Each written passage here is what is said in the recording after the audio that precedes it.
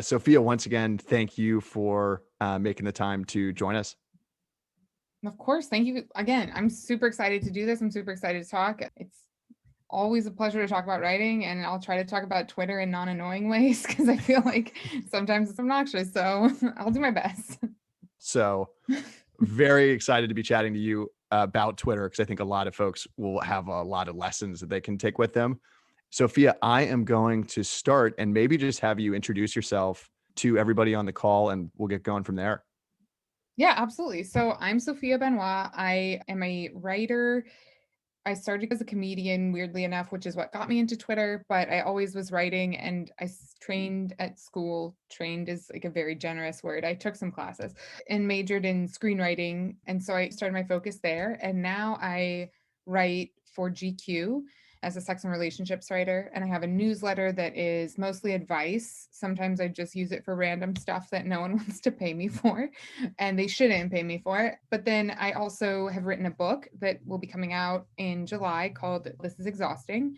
And that's a series of essays that are hopefully funny and humorous personal essays. And then what else do I do? That's about all I do with my life.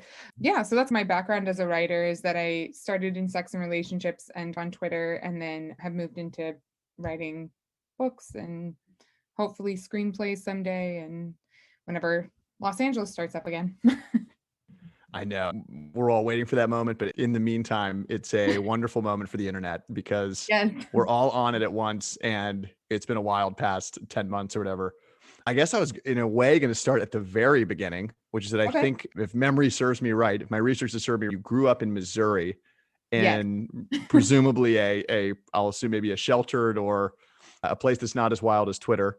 And now you write about sex and relationships and have a big presence and a big following online. So I guess I'm maybe curious to hear your first foray into starting to use Twitter more, starting to really like immerse yourself in internet culture, and we'll go from there. Yeah, I haven't, this is gonna be weird, but I was never really online. I got AIM like way too late, and I got MySpace way too late, and I got Facebook too late, and I never really used them.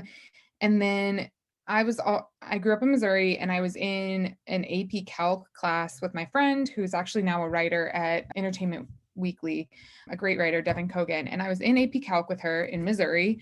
And because it was calculus, I was doing nothing because I don't know math. Why was I in that class? No one knows. And she had to have Twitter because she was on the yearbook staff. And she was like, "You need to get a Twitter." And I said, "Oh my God, my parents would kill me. My dad would disown me. No way am I going to be allowed to get a Twitter." And then I said, no one would follow me. And she said, "I'd follow you." And I said, "Great, I'll have one follower and no dad," which is where my Twitter handle, one follower, no dad, comes from. And my reasoning for thinking my dad would disown me is that my parents were like very anti social media. And it was around the time when people thought that if you posted a picture of yourself in a bikini, you would like not get into college, because that's how people thought that the internet was working at the time. So I did it a little bit. At first I was very anonymous. I didn't have my name on there. I had a photo of a panda or something. And I just, the only thing I used it for was writing jokes. Like I said, I used to do stand up. So I started by just using it as a challenge to myself to write jokes every day and just keep writing them and write clean jokes in case my parents ever did find it. And so I honestly, when people talk to me about, "Oh, how did you like get a Twitter following?"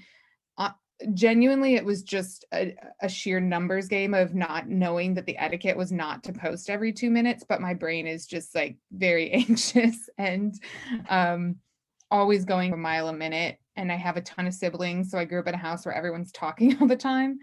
So I feel like all those things combined to make me think that here's a cool place for me to put every thought I've ever had. Like, amazing, here we go. And then I kept doing that for years and years when everyone else was like crafting a persona and crafting jokes. I was just like, "Isn't it weird that cats have like ears or whatever?" Like I was saying like the most dumb things. So I feel like as much as I would love for there to be like this like glamorous intentional beginning to my Twitter, it was genuinely a mixture of stand-up comedy plus anxiety plus here's an outlet that my parents don't know about. So that's how it started. Not very glamorous, I know.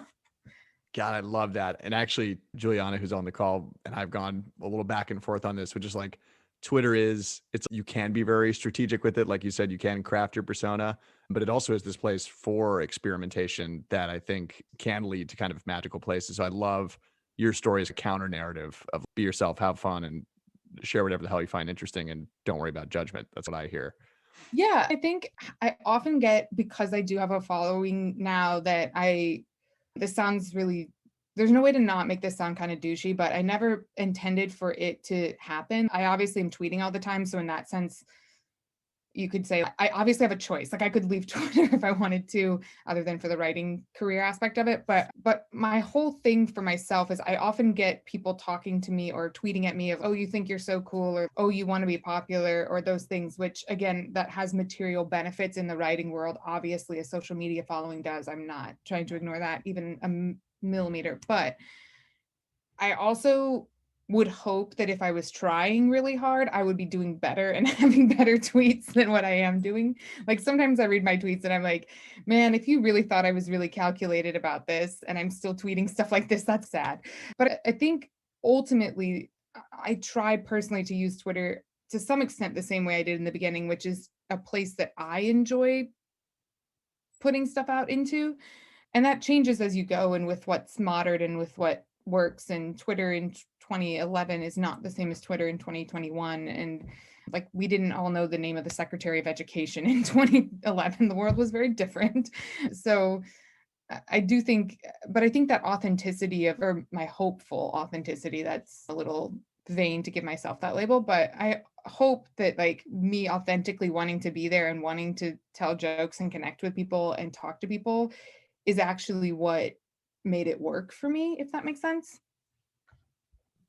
Yeah, and this is actually something I was really curious about. Maybe there's a two-part question here, but I'm curious if Twitter was the platform where you discovered that writing about sex and relationships was going to be the lane you started to carve for yourself, or if that was something you already knew at some basic level. And I'll just follow-up question there, but yeah, I'm curious if Twitter was the place where you started to figure out some of the stuff you like to write about, or if that was already you had a pretty strong hunch a few years ago. Yeah, so this is probably too deep of an answer for this, but when I grew up very overweight and very unpopular, and I feel like a lot of the things that I did to get attention in school and in life was I tried to tell jokes, and a lot of those jokes were very sexual because as a woman, I feel like you have like there's this extra like layer of, oh, that's transgressive. So again, like middle school Sophia thought it was like very cool to joke about sex and relationships. And I also was like, no, I was also always thinking about those things because I was like a very horny kid, like everyone. So I was thinking about those things a lot and then therefore joking about them a lot. And once I started joking about those things and trying to cross boundaries and press boundaries with them, which again, I was 16, I wasn't crossing boundaries, but I thought I was. But then I got very used to talking about sex and relationships, and I got much more comfortable with talking about sex and relationships. So that by the time I got onto Twitter, I was incredibly comfortable with talking about those topics and I wanted to talk about those topics. Those were things I thought about. Those were things my friends thought about. Those were things we talked about. But I think I was more comfortable than a lot of people. Like, I think a lot of people still felt some level of shame. And I think growing up a fat kid, I'd almost gotten it all out. I was just, what are you going to do? Not like me? That's a lot of people have. That's okay. So I think Twitter was the entry point for me finally talking about it publicly. And a lot of that came from, again, from the comedy angle that I started with, which was all about being a little bit more transgressive. But I read a lot about sex and relationships, and I did read a lot about sex and relationships. I always was reading Cosmo and advice columns and all these things. I loved reading those things growing up. So ultimately, when I wanted to write, I think I thought I was going to have this incredibly like lofty writing inside of me. Like I thought like there was going to be this like a literariness inside of me, but then it turned out that I just wanted to tell dick jokes online a lot as an 18-year-old. And then it became, oh, I want to write about sex online. And then ultimately I ended up just writing about what I know about and what I want to talk about. And I enjoyed it rather than trying to write this. Like I can't write New Yorker pieces. I can't. Like I don't even get the cartoons half the time. So I'm not gonna, that just won't work for me. So I think part of it is, and I know this is probably something you'll bring up later, but when you're like looking for a niche or finding a niche, sometimes it's less finding one or making one and more discovering one that, like, if you work backward a little bit and think about, what do I like talking about? What do my friends and I like thinking about? What am I like spending my time online looking at or reading about? Like those things in a way become your niche because you care about them. And I think that ends up creating your niche, if that makes sense. 100% does. And actually, one follow up I was going to ask, and feel free to go into as much detail as you want. But I'm curious, like with, you mentioned like reading Cosmopolitan and there were some other outlets that maybe wrote about sex. What are some of maybe the things they weren't writing about that you felt compelled to add your voice to or to bring to the forefront? And yeah, maybe what was missing from that landscape when you started to really write more in that space? I think I think one thing that I felt was always missing from a lot of media landscapes all across the board was not, maybe missing is not the right word, but I I think it's really nice to see people who don't take themselves too seriously and don't take the act of writing, that, sorry, I should put it this way, that take their work seriously, but they don't take themselves as seriously. I think it's very easy to feel like writing is this incredibly lofty or noble thing, which I love writing. I love reading. Like I could not be more in love with both of those things. But I also have this sense that what I'm doing is not the same as what a heart surgeon is doing. I'm not saving lives. I should be enjoying it on at least a little level, and I should be, and again, I have insane privilege to say that I am getting to enjoy it, and you're not gonna enjoy every writing assignment, but for so many years, I wasn't paid for my work, and in those years, I found myself first trying to make myself write certain things, and then I eventually cracked the entry point into writing by just writing things I actually liked writing, and then people liked reading them more than when I was trying to force it and write these things that I would see people write these brilliant columns and I'd be like, I want to write that. So I tried to write that, which can be a good exercise to try to mimic certain types of writing, but it doesn't generally lead you to actually creating your own good writing or your own good voice or your own good niche. It usually just is, some people then just say, yeah, we've seen that. So again, I think what kind of felt like it was missing to me was people who are really like open and honest about sexual things, people that were open and honest about, hey, I'm embarrassed by this. I don't know about this. I don't take this serious. I don't take this so seriously that I'm precious with it, I guess is what I wanted to bring to the table. God, I love that. Yeah, it's funny. Polina Marinova, who we hosted a few weeks ago, maybe a couple months ago now, mentioned something similar when she left Fortune to do her own thing. She realized how much she was just mimicking other writers that she had worked with without even kind Yes. of consciously realizing it. So I love that call to really start to find the things only you can do. And that was kind of something I was curious about with either Twitter or maybe just some of your more like essay type writing. Did you have a few early pieces or moments on Twitter where a lot of momentum picked up and were pivotal moments in becoming a real, true professional writer? Or was it more of a gradual process where, day after day, week after week, you slowly found momentum? I think it's a lot of both. And I think one thing that's difficult to understand until, oh gosh, I don't want to. This sentence sounds. I hate when people say you wouldn't understand unless it happened to you. I'm trying to not make it sound weird or like condescending or something. But one thing I didn't understand until it was happening was that as you grow on Twitter, your growth is usually exponential, which is true on almost every social media site. So when someone clicks your profile and they see that you have 1,000 followers, it's a little different than if you click someone's profile and they have 5 million followers. You're much more likely, even if the tweets are identical, to follow someone who has 5 million followers because you think there must be something good here. Even if that's not true, it's easier to believe that everyone else is right about this person. So, what I didn't understand when I was first tweeting was that the people that are gaining followers and gaining followers quickly aren't necessarily getting better at Twitter or doing funnier jokes or writing more insightful things. It's that they've got a following and a following begets a following. So it's incredibly difficult to tell anyone with a straight face, like, here's the 8 steps to get a following like this, because the reality is you have to have some of those little bizarre moments where something sparks and does well and a famous person retweets you and you don't have any idea why and how did it get to them. Those little moments build up and they absolutely help you, but you can't make those moments happen. And the reality is, what really gets you to those moments, it seems to me, is the in between work, the day in, day out stuff. Not that tweeting every day is work, but I do think in the world that we're in, the media world that we're in, especially, the social media component matters. I don't think it should matter. I think that's awful for all of us and for our brains and our eyes and our backs and everything. But social media matters, or for most people it does. So I think I think if you're not enjoying your social media presence, there's kind of two options that I see. Is one, say screw it and just do exactly what you want to do on social media and be really authentic and hope that catches on, and keep at it and keep at it and hope that it catches on.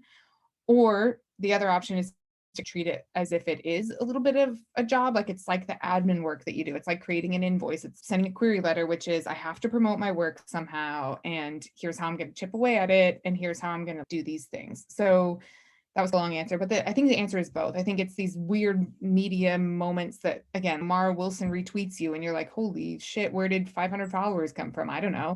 But those can't be planned, sadly. I think that's hard to insist that people do, if that makes sense. Yeah, and it's funny, you just touched on it there, but I'm curious if you have any more advice on people who are maybe just starting to wake up to the potential of building a bit more of a presence on Twitter, who maybe do want to make a point to share more often. What I'm hearing a lot of what you say is make it fun and make it something you want to do. But I'm curious if you have any other advice for people who are maybe just starting to get over that friction to start really sharing more openly and more frequently.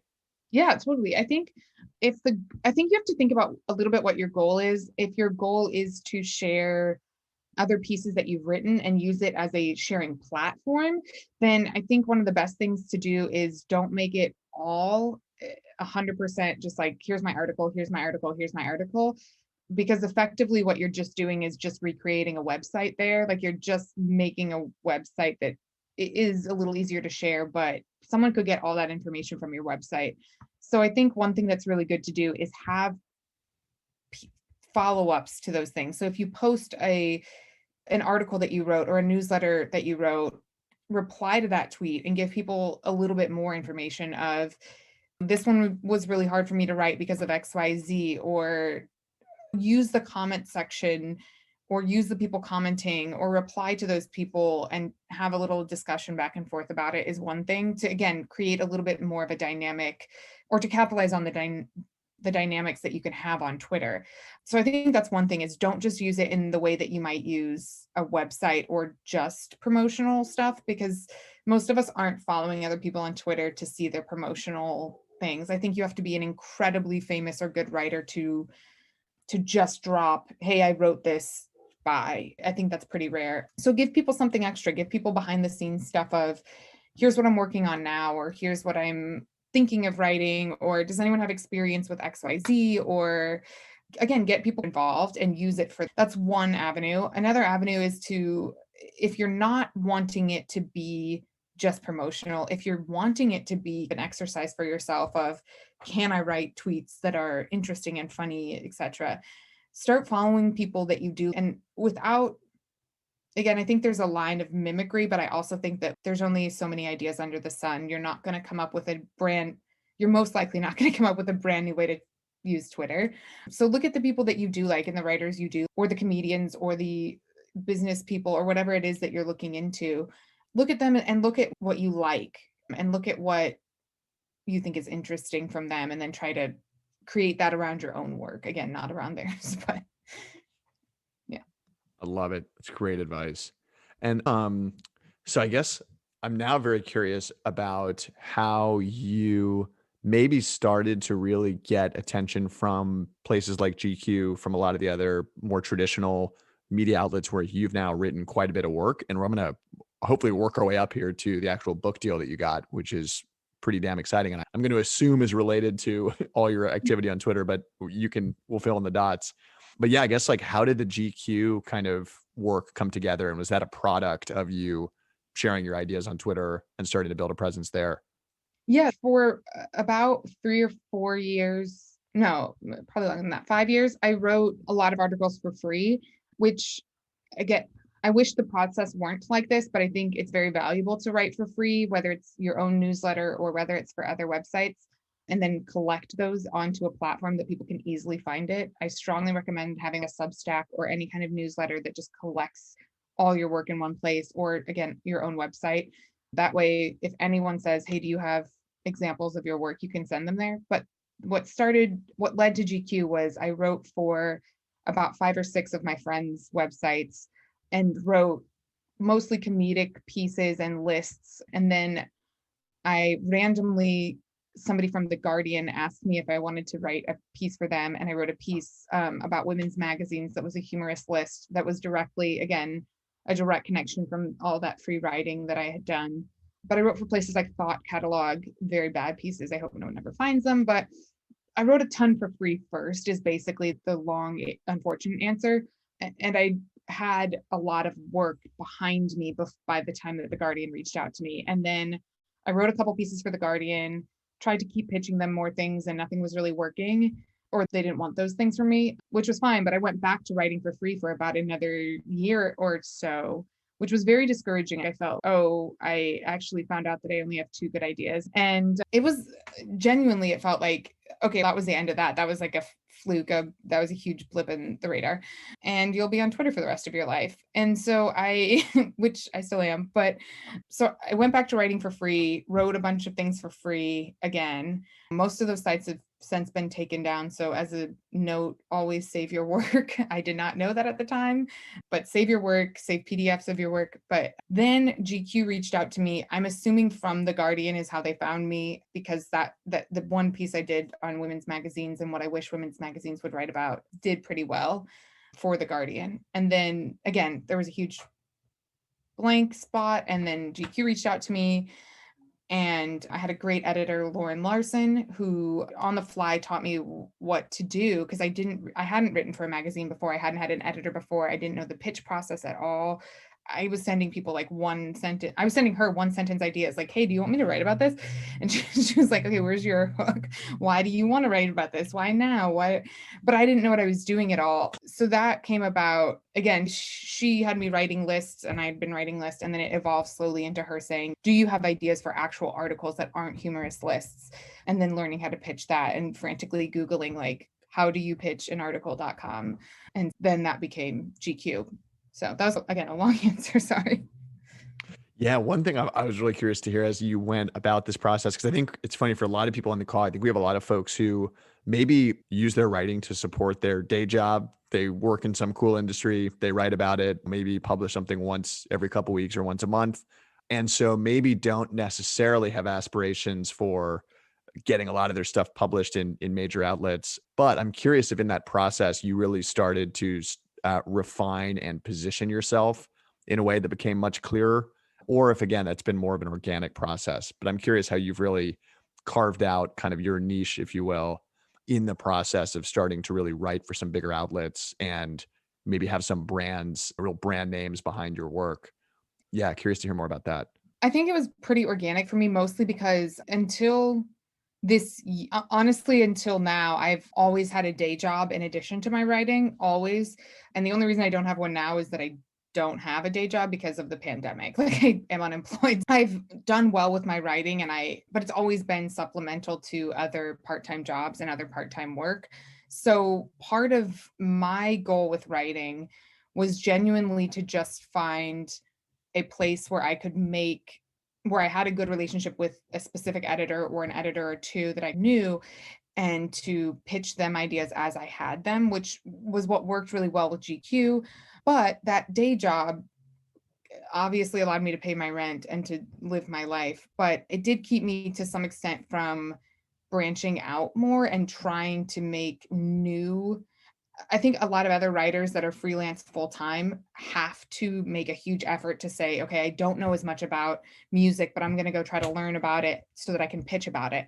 And they are a lot broader, and they're wonderful at doing that. And because I had often full-time jobs or the equivalent of full-time jobs, I didn't do that work. I found this editor that I liked, and I said, I'm going to stick with this person and send my work to them, which again organically put me into that niche area of, oh, I'm continuing to write about sex and relationships and I know about sex and relationships.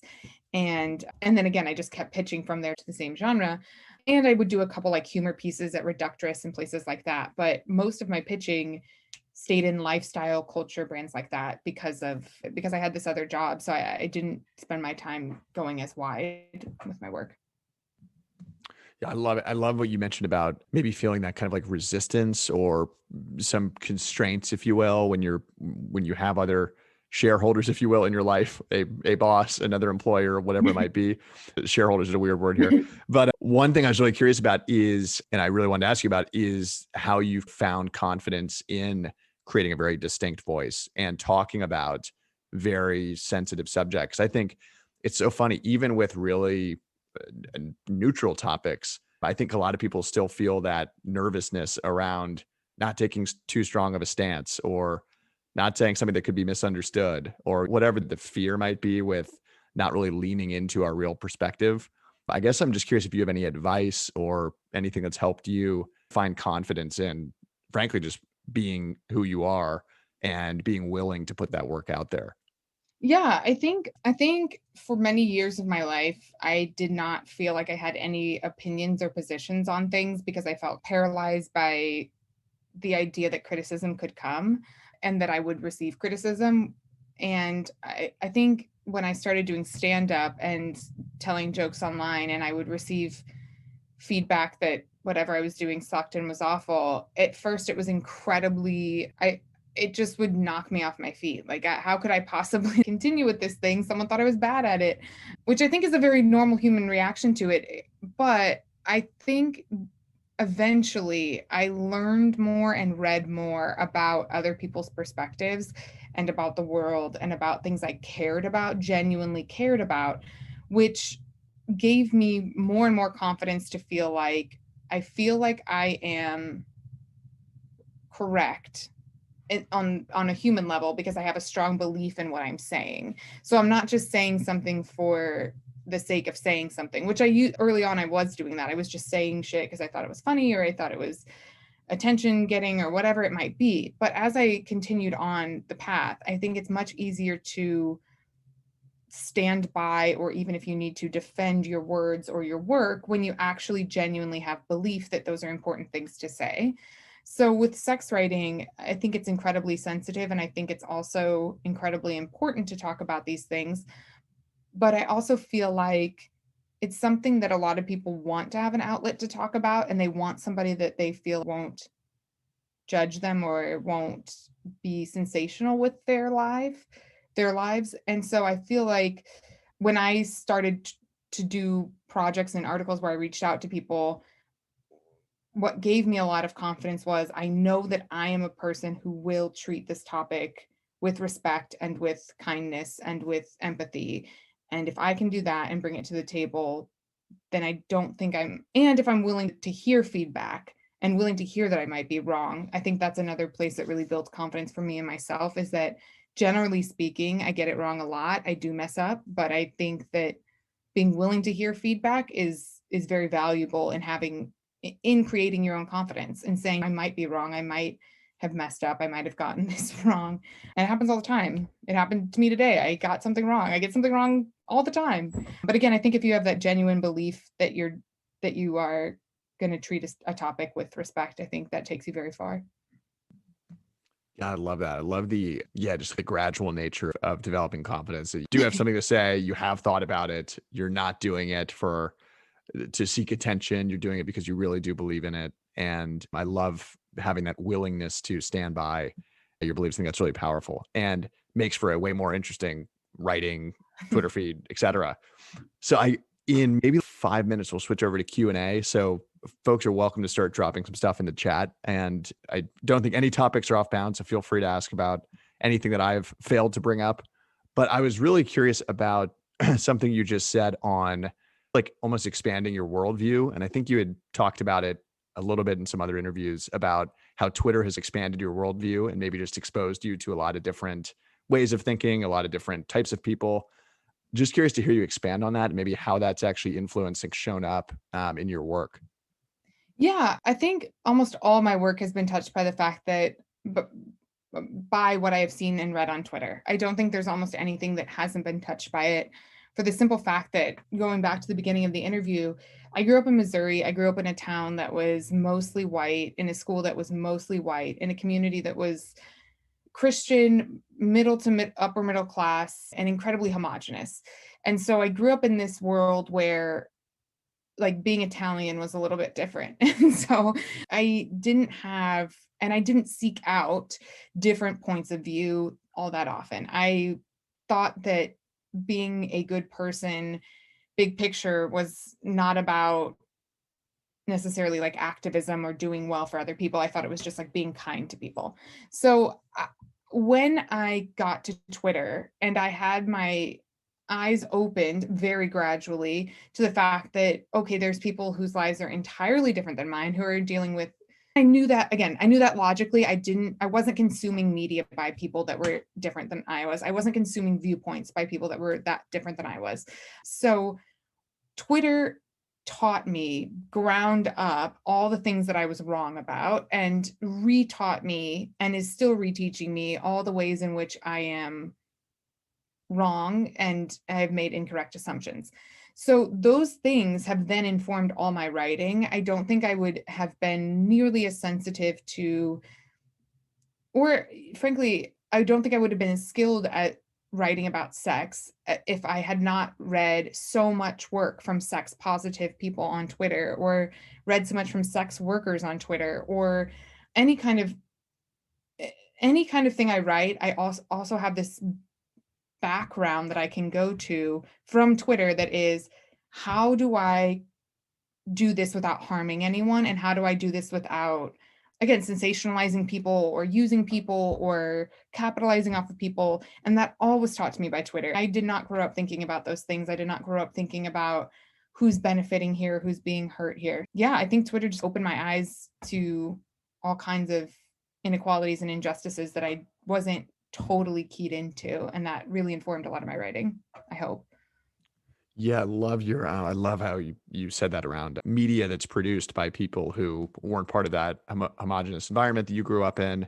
Because I really think that is what's so exciting. In some ways, it's what's terrifying about the internet. I do think we should issue like the equivalent of driver's license to be able to use the internet, but we'll get into that later.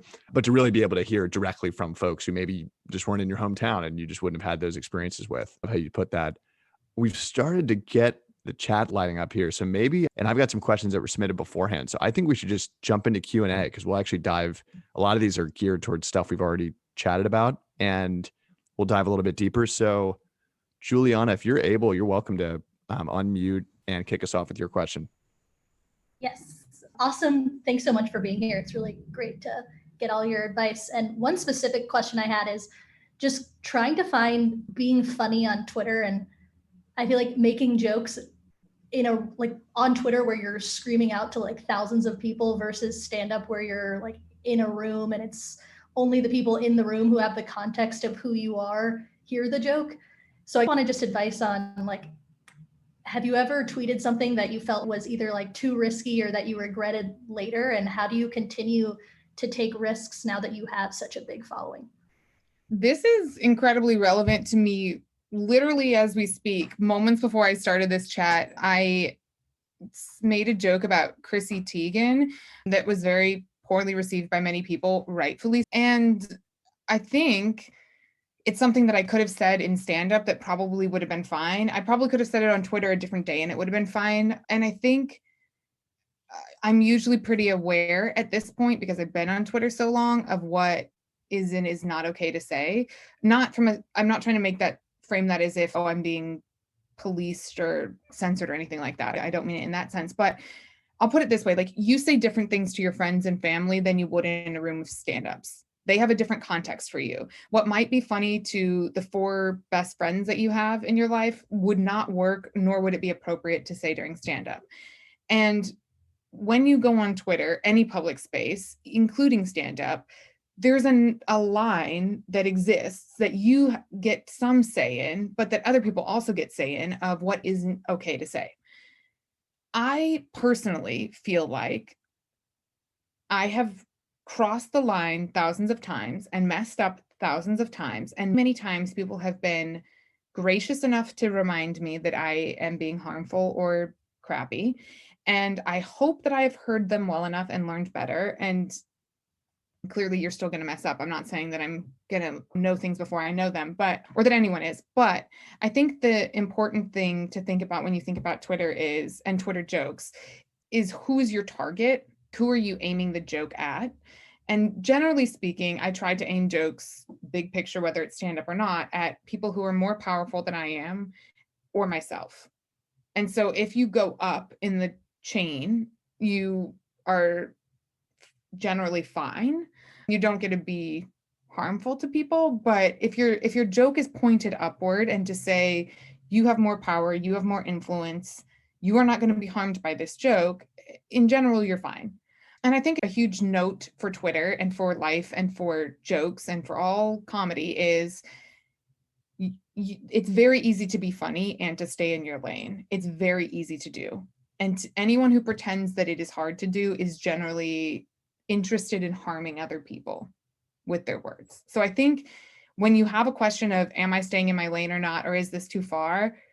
Almost always the answer is just wait a day and tweet it. Give yourself some time. Think about if you really want to say that. Think about who it might be hurting or who might be included in that you don't intend to be included in that.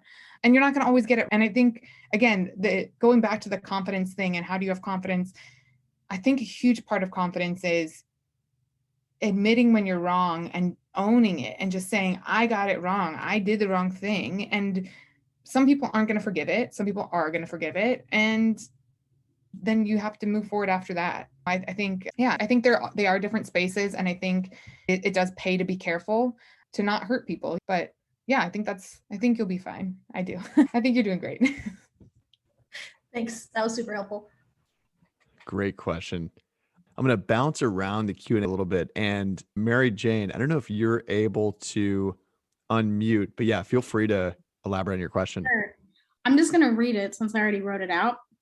So when your career is tied to something that's so personal to you, like your brand, but it's you, how do you deal with the lack of like privacy and like the entitlement that people feel? Like, I feel like the more popular you get, the more overfamiliar people are, the more they think they know you, especially as a woman. I don't think anyone's going to sit here and pretend it's harder to be a man online. Like, women get like death threats and rape threats and like just intense reactions. So I guess my question is just like, are fucking weirdos just a part of the gig, like, of being a nonfiction writer? Or like, how do you handle that? Or I don't know, like, how do you protect yourself from like those people without, like you said, shielding yourself from like actual critique or people who like opinions you want to hear versus people who are just like want a reaction from you or whatever? Totally. I think that's an excellent question. And I think it's great that you're asking it, because I think it's never too early to start thinking about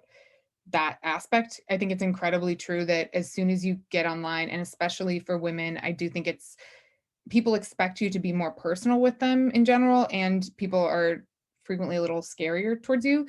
So as a general rule for everyone, I would not ever post content about where you are at the time that you're there, unless it's like, I'm doing a book signing, I'm doing stand up here.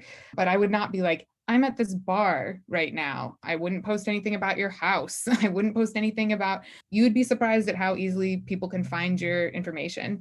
Not that you're doing that, but I'm just saying those like extra little steps that sometimes people have old tweets that they like had 3 followers and they're like, here's my address on accident. Those little things, I think, be unafraid of blocking people. I was so afraid for so long of blocking people because I was like, then on their account, they're going to be like, this asshole or stuck up bitch thinks that she can just block me and get away with it. Or like, I win because she's mad. And I was like this for years, literally until about 2 years ago. I didn't block anyone. I had no one blocked except for some people that were being like, I'm going to murder you or rape you. No one I blocked. And now I'm like, I will block anyone. Like, I cannot afford to spend my entire day worrying about, is this person like yelling about me to another person who might be crazy? So that's like big picture safety stuff. But I also think, not that it's impossible to find out, anyone here could find out within 5 minutes, but I don't post about my boyfriend, for example. I don't post his name online. I don't usually post about my friends. I don't post their information online. And I try to have sectors of my life that aren't online. Like I have, even if though my family follows me, I make it very clear that they are not allowed, like hard boundary. We do not talk about what's on Twitter. Like, I'm not going to talk about that with you.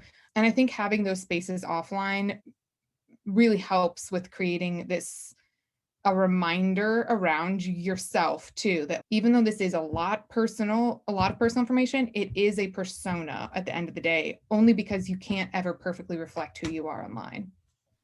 Yeah, it makes sense. Thanks, Sophia. Of course. Great question. It actually dovetails nicely into Michael. If you're able to unmute Michael Wong, happy to have you take the next one. Yeah, thanks for asking. I guess mine might be the flip side. So I guess understanding that people are like over familiar and you always see like those people in the replies that you always cringe at.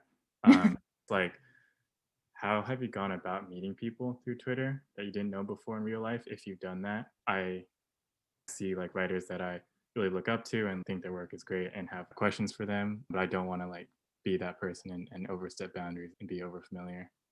Yeah, I think that's a great question. I think in general, one thing I would say to most people is if someone follows you back, that's a good sign that you're probably not being overly familiar, unless you're like emailing them with meet me tomorrow, we need to talk. But like if someone's following you back, that's a good sign that they're at least open to communication with you. If they don't follow you, I would look at their website for any kinds of channels that are them teaching a class or them having, like, some people offer editing skills, some people offer pitch feedback. If you have a writer that you really like, you could also email them and say, I'm really interested in it, getting advice from you and getting writing advice from you. Do you have any classes that you've taught before that are available to purchase? Anything that might have already been created by them that they don't have a new time commitment for is an excellent way to get started if they don't follow you. Again, if they do follow you, I think you're in a little bit more of the clear to reach out and say, hey, I'm a huge fan of yours and I'd love to ask you a couple questions about writing. Would you be open to either answering my questions via email or Zoom or whatever you feel comfortable with? I think that's really valid. But again, if someone's not following you, I would go to their website or channels otherwise first. Thanks. Appreciate the answer. Awesome. This actually is somewhat related to Bob. If you're able to unmute, happy to have you take the floor next. I think it was along the lines of you as the person on Twitter actually replying and doing kind of the tactical stuff. And Bob, if you're not able to unmute, I'm happy to. Oh, cool. Oh, I got it. Awesome. Yeah, I'm new at Twitter and haven't been tweeting. And so I'm wondering, how do you get into that to build the following that you want to build? That's one of my goals this year, is to build a following. I think one thing to do is to follow people that follow a lot of people, at least at the beginning. Follow them and like their tweets and interact with their tweets when it's appropriate. I would not interact with every tweet that someone writes, or even I would wait until you have something that you genuinely would like to say to them, but interact with them, especially if you have a shared interest that connects the two, or if they're tweeting about something that you know a lot about and you can say something like, oh, this article was really interesting on it. I think that helps get your name out there. And then as for thinking of things to tweet about, again, I think it goes back to what do you really care about and want to spend time writing about, but also talking to people about, and what do you want to have conversations about? Because people will find it takes a long time to build up any following on any social media site, except for the very, very rare person that has something crazy happen. But you will have people that find things that if you have a common interest or a common goal, whether it's writing or whether it's bird watching, it doesn't matter. But get into those spheres of Twitter and retweet people that are talking about the same things, and reply to people and follow people and just interact with people who are doing similar things, and get yourself involved in that community, and then start tweeting your own opinions, and if you have articles, start linking those up about the same thing. Thank you. Thank you. Fantastic. Thanks. Great question. Yeah, there's so many nice people on Twitter that I think it's such good advice. There's a lot of good reciprocation. If you Yeah. give, you'll get. So I love that advice.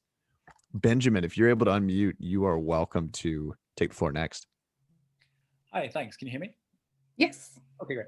Hi, Sophia. I just had a practical question, which is about focusing and spending blocks of time off Twitter when you actually need to get a deadline met or get work done. Because I think I struggle with the fact that my getting work done machine is the same machine as my distraction machine. So no, I wish, oh gosh, I feel a little embarrassed answering this, because I feel like I could ask somebody else the same question some days. But I think one thing that I've learned, tried to do for myself is figure out how you work specifically. Before the pandemic, I knew for a fact, this is going to be so dumb now that the pandemic's happening, but I knew for a fact I could not write at home. I was like, I get too distracted at home. I would go to a coffee shop. I'd be like, you know what? The $5 coffee is worth it. I'm going to sit here for hours and just write. And I'm locked in here. I can't go take a nap, which is my number one hobby. I have to be here. So that was like a thing I knew about myself. I knew that I was much better at writing in the morning. I knew that I usually take a lot of time to mess around on Twitter and to look at a million things that I want to shop for that I don't have money for online before I start writing. I knew those things about myself. In order to work backwards, I had to say, okay, how do you build that into your writing time? Because you're doing it. At this point, I would love it if I wasn't the person who went on Twitter all day, but I do. I think for myself, it was, instead of trying to fight the problem, to incorporate the problem and say, cool, if you want to mess around on Twitter all day, great, but you still have to get XYZ done by the end of the day. So if you want to spend your time doing that, we're just going to be here longer, kind of thing. Which obviously, now that there's the pandemic, and I'm sure that a million people are dealing with way more time constraints, and you have to cook your own meals now, which is awful. Who knew that was so bad?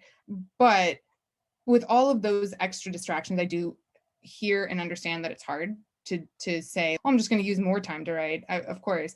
But I think a thing is, instead of getting into your brain, oh my God, I spend so much time procrastinating and I suck at writing and I suck at doing this, and every time I sit down, I do the wrong thing.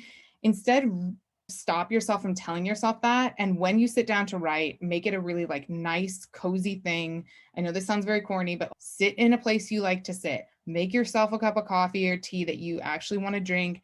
Light a candle, any like little ritualistic thing that tells yourself like, I'm going to enjoy this time. I'm going to be productive, and gets your brain to be like, this is what we do now. I think that's harder at home. I think you should be patient with yourself. I think the pandemic is incredibly bad for creativity and writing. So know that you're going to mess around on Twitter. You can try the Pomodoro method also, where you get 20-minute chunks to write and then 5-minute chunks to just fuck around, and then 20-minute chunks to write, and give yourself, don't expect that you as a human are going to sit in a chair and write for 8 hours. That doesn't happen. That doesn't happen to anyone I know. Maybe like Stephen King. I think he even doesn't write that long. I think he's 4 hours or something.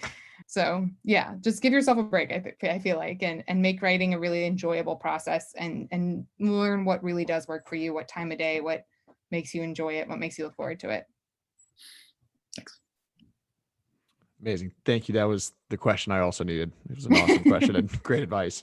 I think we'll close out here so we end right on time with Mike Lamb. If you're able to unmute, you are welcome to close us out here. Yeah. Can you guys hear me okay? Awesome. Loud and clear. Oh, okay, good. Yeah. So just real quick, I guess the question I had, and just a quick context, I'm newer to Twitter. I just completed Dickie Bush's Ship 30 for 30 challenge back in January. So I shipped 30 atomic essays over the course of January. And I'm trying to, going back to building your following. I'm trying to figure out if there's some strategy I should have for when I would send tweets at certain times of the day, or try to capture the most attention on different tweets, or if it's just screw it, just send them whenever it's convenient. So I was curious for feedback on that. Yeah, I think personally, a little bit, it depends on if you're doing one tweet a day, and if it's, here's this article I wrote and I really want the most people to see it. If you're going to just do, I shouldn't say just, because this is a very normal amount. If you're going to tweet one time a day and it's, here's my piece, I really want this tweet to be highlighted, I think it makes some sense to think about that stuff. But I also want to warn you that you never know. Sometimes you're like, okay, I'm going to post Monday morning at 8 a.m. Pacific Standard Time, which means the people in New York are up and the people in LA are up. If you're going to do that's great, but sometimes then you have something that happens where it's like, oh, I got online and everyone's talking about how Mitch McConnell is doing XYZ and no one gives a shit about this thing. So you can do that until the cows come home and it doesn't work. And sometimes you'll tweet something very innocuous right before bed, go to sleep and wake up and all of a sudden you're like, why is this the thing? It'll be like root beer tastes bad and that has 2,000 tweets or retweets or whatever. So again, I think there is some value in posting during work hours for things that you really want higher engagement for. And generally speaking, workday mornings, not Friday, like Monday through Thursday mornings, I think tend to be the time that people say to do it. That being said, if you never paid attention to that at all and you just tweeted when you wanted to, it would be probably within a percentage or two of difference. I don't think it make or breaks that much. And you can always retweet your own tweets at a time that's better. You can say, oh my God, I posted this on a Sunday night. No one was on, no one saw this. And Monday morning, if you want to retweet it again, go for it. So I think just, again, don't spend too much of your time planning that out. And I think amazing that you have 30 things that you've written. That's wonderful. Like that in and of itself is already the work. All right, thank you. Of course. Amazing. Well, I think we've actually managed to do this and right on time, which is just fantastic. So I know everyone's on different time zones and maybe has calls or dinner to eat or whatever it might be. But Sophia, I just want to thank you so much for all the hard-won wisdom and for your time and your generosity today. Thank you guys all so much. Thank you for having me. Also, if anyone needs anything or has any more questions that they think of later, feel free to DM me. I will always answer. So thank you. Awesome. Chat is lighting up with thanks. And we will email out the recording to everybody in the next day or two. And thank you all for joining. And again, thanks, Sophia, for all the wisdom. And thank you so see you much. back on Twitter. Bye. Awesome. Bye, everybody. Thank you.